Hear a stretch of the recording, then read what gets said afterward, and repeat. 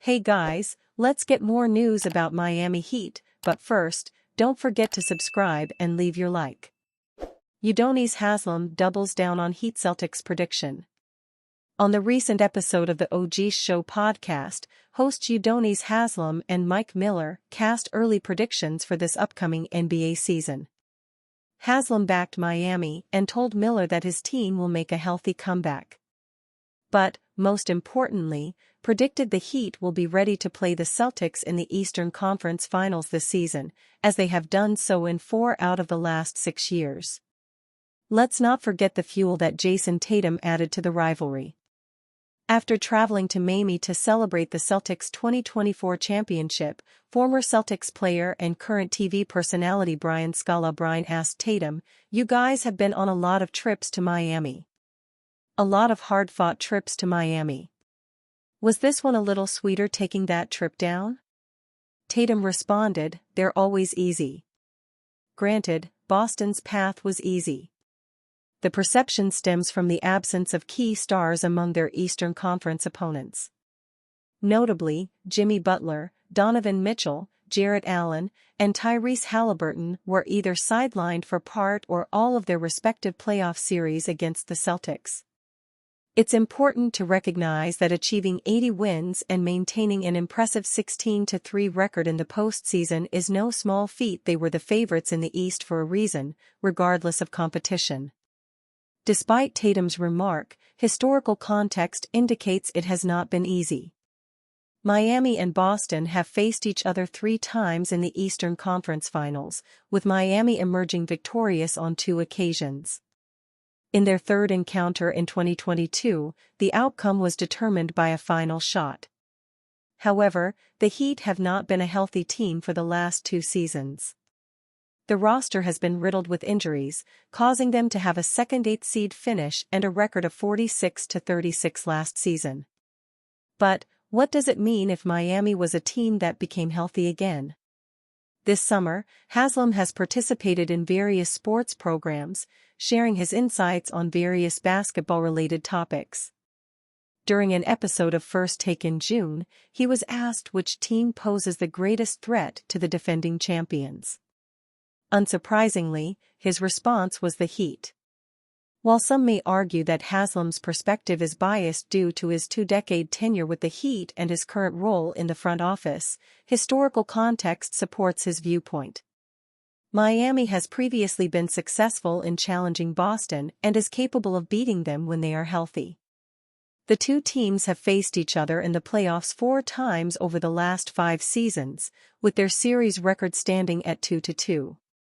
The Heat and Celtics have met in the playoffs during 4 of the past 5 seasons, 2012, 2020, 2022, and 2023. In the 2020 ECFs, the Heat triumphed over the Celtics, while the Celtics avenged this defeat by eliminating the Heat in the 2022 Eastern Finals. The Heat then advanced past the Celtics in the 2023 ECFs. Most recently, Boston decisively defeated Miami in the first round of this year's playoffs, paving their path to their first NBA championship since 2008. Boston recorded one of the highest net ratings and one of the most effective offenses in the history of the NBA. However, as Haslem pointed out along with the record books, if the Heat are healthy, they are a threat to teams in the East, particularly the Celtics. With this offseason being a period of recuperation and reflection for Miami, a comeback is in order. If history repeats itself, these 2 rival teams will revisit each other for an intense matchup during the 2024-25 NBA ECFs. We'll have to see how both teams compete this season and see if UD's prediction rings true. Beloved top 3 pick explains how Heat, Knicks failed him.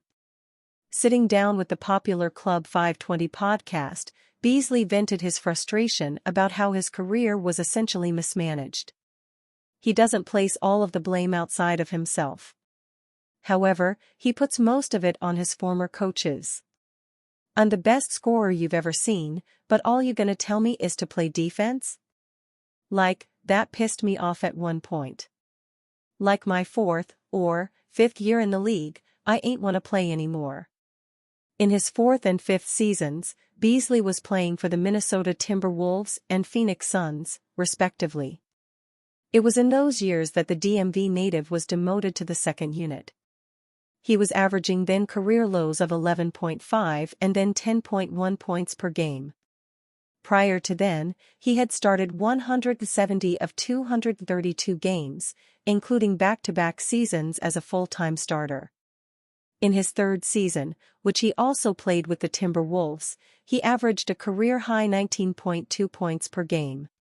At the time, the general consensus was that Beasley was too focused on scoring. However, even if that was the case, it's a strange approach to limit what a player is best at.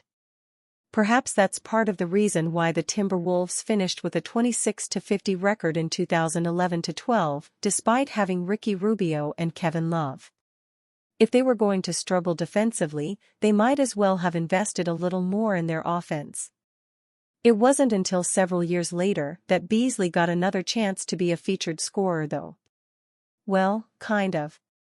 So, I started the season off averaging 4 points in like 5 minutes. Tim Hardaway got hurt. Then I was averaging like maybe 9 minutes. I swear, I was going hard in practice, getting my exercise in. Interestingly, Heat head coach Eric Spoelstra wanted him to play like Carlos Boozer or Karl Malone.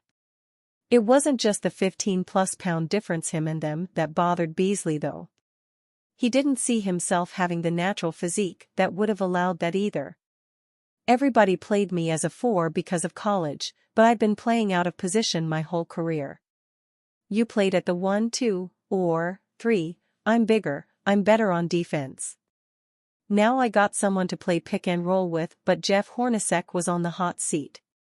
Patrick Beverley praises heavily criticized Miami Heat star. As the Miami Heat fans continue to seek a return to the NBA Finals, most believe that changes are needed. One of the players whose name has been constantly brought up in hypothetical trade situations is Tyler Herro. However, Patrick Beverley recently expressed strong support for Herro while speaking on his podcast. Beverley highlighted Herro's reliability, stating that whenever the young guard is healthy and on the court, he performs well and is also someone who can deliver in the big games. Beverley said on the Pat Bev pod, "Anytime Tyler Herro's healthy and he plays well.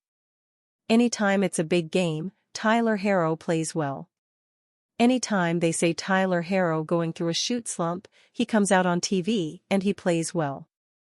Contrary to some opinions that Herro could be part of Miami's issues, Beverley believes the real problem lies elsewhere. Now, Herro has certainly received quite a bit of criticism in recent times, but all things considered, he has been one of the better players for the Heat.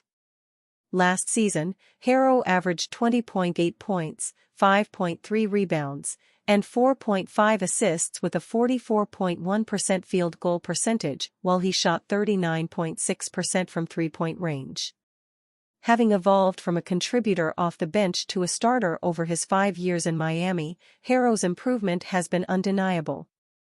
But now that he is a starter, expectations are higher and one cannot overlook the fact that his numbers have plateaued over the past 3 seasons. He simply has not taken the next step and become a superstar. The Heat will need to evaluate their roster, and it is true that Herro is nowhere near being a problem for the organization. The problem is that he seems to be one of the few players they have right now who has trade value. And you fan? What do you think of the situation of Patrick Beverley? Leave your opinion in the comments.